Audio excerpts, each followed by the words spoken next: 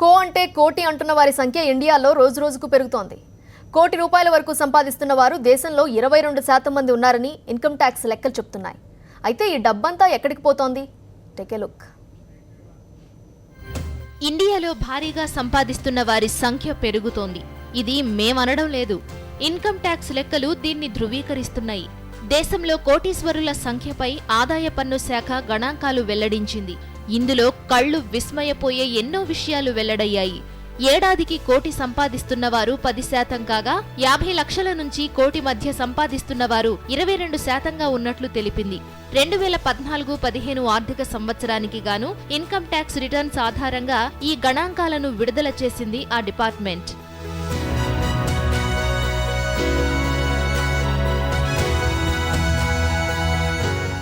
ఆదాయ పన్ను శాఖ తాజా గణాంకాల ప్రకారం దేశంలో 45,027 మంది స్థూల ఆదాయం కోటి రూపాయల నుంచి 5 కోట్ల రూపాయలు ఉండగా 98,815 మంది ఆదాయం 50 లక్షల నుంచి కోటి వరకు ఉన్నట్లు పేర్కొంది.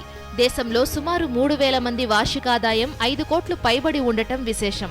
2014-15 ఆర్థిక సంవత్సరంలోనే భారతీయుల ఆదాయం భారీగా పెరిగినట్లు గణాంకాలు స్పష్టం చేస్తున్నాయి. వచ్చే ఆర్థిక సంవత్సరంలో దేశంలో కోటీశ్వరుల సంఖ్య 15 నుంచి 20% పెరిగే అవకాశం ఉన్నట్లు అంచనా.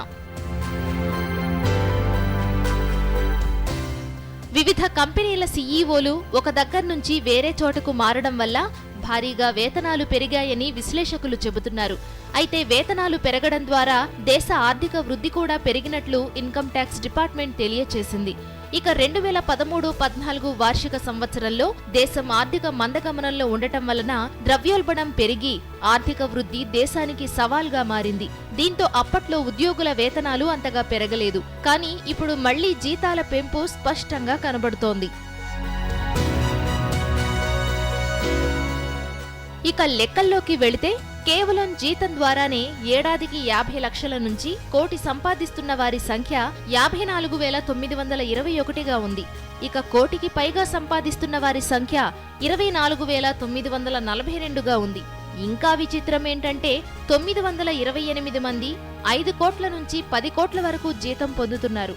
232 మంది 10 కోట్ల నుంచి 25 కోట్ల వరకు సంపాదిస్తున్నారు. ఇక ఏడాదికి 25 నుంచి 50 కోట్ల వరకు ఆర్జిస్తున్న వారి సంఖ్య 32గా ఉందని ఇన్కమ్ ట్యాక్స్ డిపార్ట్మెంట్ లెక్కలు చెబుతున్నాయి.